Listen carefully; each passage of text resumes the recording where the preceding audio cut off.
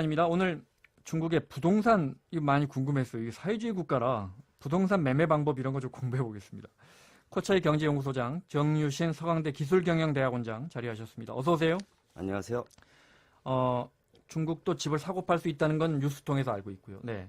근데 뭐 중개업자 통해서 우리처럼 그런 공인중개사 이런 자격이 있습니까? 네, 중국도 있습니다.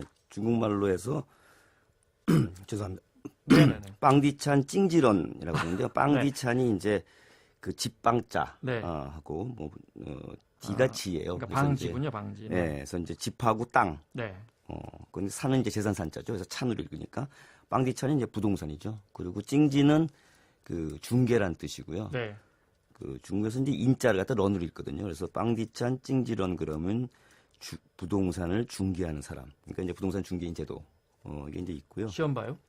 네, 시험이 뭐 우리보다 상당히 까다롭다고 합니다. 네. 그러니까 우리는 이제 뭐 20세 이상이면 다 볼 수 있다 이렇게 돼 있잖아요. 네. 중국은 이제 학력하고 부동산 경력 뭐 이런 걸로 좀 제한을 둡니다. 그래서 예컨대 뭐 대학 졸업자 같으면 이제 부동산 중개 2년을 포함해서 부동산 그 업무 경력이 4년 이상 있어야 되고, 네. 뭐 석사면 또 뭐 중개 1년 포함해서 경력이 3년 있어야 되고, 그러니까 상당히 제한이 있는 거죠. 우리 공인중개사 시험도 이게 무슨 사법고시처럼 무슨 법을 그렇게 많이 공부하는지. 네. 공부하는 그 과목들은 뭐 비슷하게 많이 있는데요. 네. 또 이게 부동산 중개 업무를 하려고 그러면은 이런 자격증 소지자를 5명 이상 또 고용을 해야 돼요. 그러니까 이게 이제 거의 기업형 중개 업체가 되는 거죠. 네. 부동산 수수료는 어떻습니까? 이게 아무래도 사람이 많으니까 뭐 그래서 비싼 건지 모르겠는데 네. 우리보다 이제 비쌉니다. 그래서 그래요? 베이징 같은 대도시 경우에는 이제 아파트 가격이 예컨대 뭐 좀 거의 다 비싸잖아요. 그래서 네. 이제 500만 위안이다. 그러면 이제 우리나라 돈으로 한 9억 정도 되는데 2%. 그럼 우리 돈으로 이제 1,800만 원 네. 받는 거죠. 그리고 우리보다 이제 조금 더 비싸네요. 네, 그리고 이제 500만 위안에서 2천만 위안 그러면 이제 뭐 9억에서 35억 굉장히 비싼 게 되는데 그런 경우에 이제 1.5%, 뭐 35억짜리다 그러면 거의 5천만 원 이상 이렇게 되니까 네. 수수료가 상당히 이제 큰 거고요. 미국 수준인 것 같은데 미국보다는 조금 싼 것 같고요. 미국도 물론 주마다 다르지만요. 네. 네. 그 이제 부동산 중개업자 중에 이제 뭐 대표적 기업은 리엔자라 그래서 뭐 연결한다. 자, 집을. 네. 그래서 이제 그런 게 있고 아이오자. 아이는 이제 애자죠. 네. 좋아한다. 가군요. 우리식으로 읽으면 내 집을 좋아한다, 사랑한다. 네. 그래서 이런 업체들이 이제 대표적인데 네. 리엔자 같은 경우는 이제 뭐 올해 하반기나 이제 내년에 상장할 예정인데 베이징에만 지점이 700개 있다고 그러고요. 전국적으로는 12만 개. 그러니까 뭐 초대형 중개업자다. 중개업소인데 상장해요.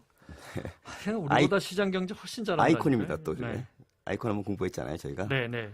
뭐 기업 가치가 그 1조 이상. 1조 원 이상. 네. 상장하면 1조 원 이상 된다고요? 네. 자, 비싼 수수료 내는 건 그만큼 거래도 많고 주택 수요가 세다는 거 아니에요, 그죠? 수요가 높다. 뭐 버블은 어떻습니까 지금 부동산 버블은?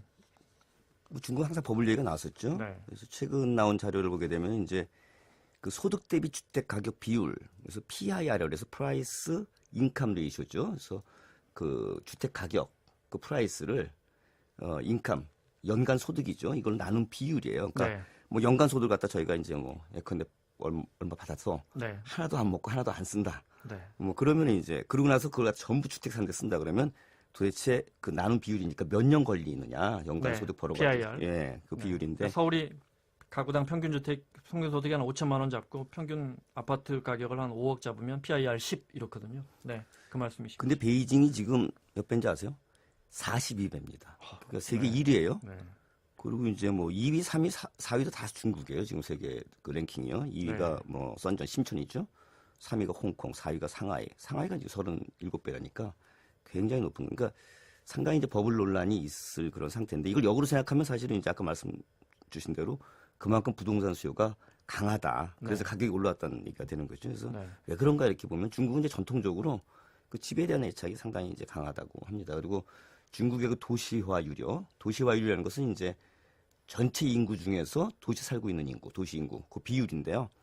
그게 지금 2017년 작년 기준으로 봤을 때 58.5%예요. 그러니까 선진국이 보통 70%에서 80%거든요. 그러니까 아직도 도시화율, 도시로 유입될 수 있는 인구가 많이 있을 거다라는 그 기대가 있기 때문에 지금 이제 집값 상승할 거라는 기대가 상당히 강하다 이런 평가가 되겠죠. 아니, 중국 사람들은 집 살 때 뭘 좀 고려합니까?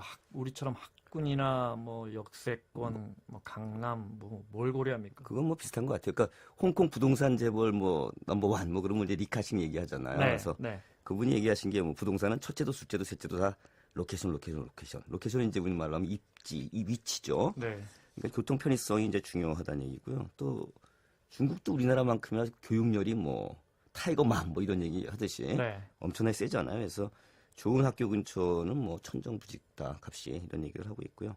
또 하나 이제 그 중국은 우리보다 더 강한 것 같아요. 재개발 수요.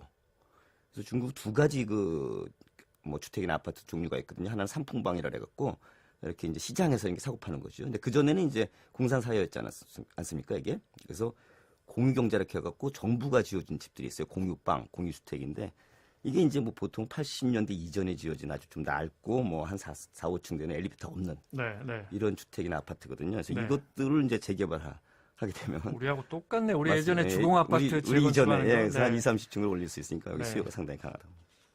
참. 세금은 어떻습니까?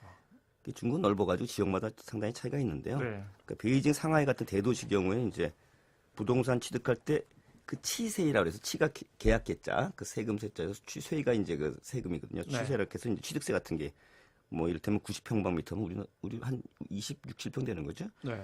이하면은 1%, 그 이상이면 이제 1.5% 이런 취득세가 있고. 우리보다 조금 싸네요. 네. 네. 그리고 이제 뭐 관심 대상인 건 아무래도 양도차익과세 아니겠어요. 네. 근데 그 전에는 이제 뭐 양도세 뭐 이런 것들, 영업세 이런 형태로 좀 있었는데 지금 이게 통합이 됐어요. 그래서 정지 수익이죠. 그래서 이제 증치세라고 이제 한자로 이렇게 씁니다. 그래서 보통 일반 도시 같은 경우에는 이 정치세 그 판가격에서 상가격을 빼가지고 차익이죠. 그거에 대해서 11%. 그리고 이제 2년 이상이면 이제 면제고 그 이하 됐을 때 팔면 이제 11% 받게 돼 있는데 네. 이건 경기 활성화 차원이고요. 근데 이제 단 그 베이징, 상하이, 뭐 선전 이런 식의 그 1급 도시 있지 않습니까? 네. 뭐 지금 부동산 가격이 엄청나게 오르는데 이런 데들은 이제 20%. 그리고 이제 보유 기간도 5년 이상이야지만 면제가 네. 돼요. 그 이하에 팔게 되면은 20%를 물게 됩니다. 5년 이상이면 면제다. 네. 그리고 이제 뭐 우리도 특례 기간이 있지만 우리보다는 양도세가 많이 싸네요. 네. 네. 그래서 이제 인지세 같은 인화세, 뭐 도지유세가 있지만 뭐 0.05%, 뭐 1% 정도 되는 거고요. 전체적으로 지금 말씀하신 대로 우리보다는 이제 세금이 세지 않다. 그래서 이제 부동산 버블 요인 뭐 되고 있다는 의견들이 계속 있고요. 계속 중국 정부가 그래서 부동산 보유세 네. 검토를 하고 아, 있습니다. 재산세는 없어요? 네. 그래서 이제 그 보유세를 갖다가 아, 그렇다. 왜냐하면 국유, 예. 이게 50년인가 그렇잖아요. 그죠? 일종의 그렇죠. 사용 권한을 사고 파는 거잖아요. 그렇죠. 형식적으로. 그러니까 엄밀하게 그죠? 말하면 이제 토지는 국유고 아, 그렇구나. 그다음에 그 위에 있는 지상권으로서의 건물이나 아파트 주택 이거에 네. 사용권을 이제 매매하는 거니까요. 네. 대출 제도 같은 건 어떻습니까? 크게는 이제 이때까지는 두 가지였어요. 그래서 그 주빵 꽁지진이라 그래서 이제 주빵은 이제 아까 그 빵이 그 집이랄 뜻 아니겠습니까? 네. 그래서 사는 집. 꽁지진은 공적인 지진이 기금이에요. 네. 기금 뜻인데 이게 정부하고 회사가 반반씩 나눠 갖고 그 내서 만든 펀드입니다. 그래서 이제 여기서 이제 대출해 줄 경우에는 대출금리가 상대적으로 낮아서 네. 한 4, 5% 정도 된다고 하고 있고요. 일반은 아무래도 이제 뭐 은행 가서 대출 받는 거죠. 이거는 이제 신용에 따라 차이는 있지만 7, 8% 높은 편이고 거의 더블이죠. 네. 최근에 이제 P2P 대출이라 해가지고 이 플랫폼 네. 뭐 대출해 주는 사람하고 돈 빌려는 사람들이 그냥 플랫폼에서 만나가지고 돈을 갖다가 이렇게 대출 받을 수 있는 그런 제도도 생겨가지고 네. 좀 더 유연해졌죠. 알겠습니다. 그 부동산 가격이 한참 잠잠하다가 또 요 몇 년새 많이 올랐잖아요. 많이 급등했죠. 올랐습니다. 많이 네. 올랐습니다. 그 뭐 규제 이야기 나옵니까? 규제 얘기는 계속 나왔다가 경기 네. 활성화 차원에서 좀 다시 또 규제했다 풀어주고 규제했다 풀어주고 특히 이제 일선 도시들 아까 네. 말씀드린 그런 뭐 베이징, 상하이 이런 데들은 이제 세고 네. 뭐 좀 3, 4선 도시 같은 경우에는 룸이 좀 있잖아요. 아직도 네. 들어올랐고 이런 데들은 좀 풀어주고 이제 그렇게 아, 차별화된 그 부동산 정책을 쓰고 있습니다. 네. 부동산증을 제한한다는 건 무슨 말입니까? 그 뭐 주택이나 아파트 사게 되면 이제 부동산 증 그래서 이제 전에는 이제 빵디찬 정이라고 얘기했어요. 그러니까 부동산 정이죠. 부동산 정인데 네. 이걸 줘요. 하나 살 때마다. 아, 우리 등기 같은 예, 집문서 같은. 그렇습니다. 네, 네. 근데 이제 이게 이제 베이징 같이 대도시는 2016년부터 이제 2개로 제한을 했습니다. 이게 빨간색으로 돼 있는 건데요. 네. 제한을 하니까 이제 주택 가격 갖다 상승을 억누르는 거죠. 네. 그러다 보니까 뭐 이제 부부가 뭐 위장 이혼을 해가지고 집을 4채까지 이룬다든지 뭐 이제 이런 일도 많이 생겨요. 알겠습니다. 아, 재밌었습니다. 자, 차이나 스토리 오늘 중국의 부동산 들어봤습니다. 코차이 경제연구소 서강대 정유신 원장이었습니다. 고맙습니다. 감사합니다.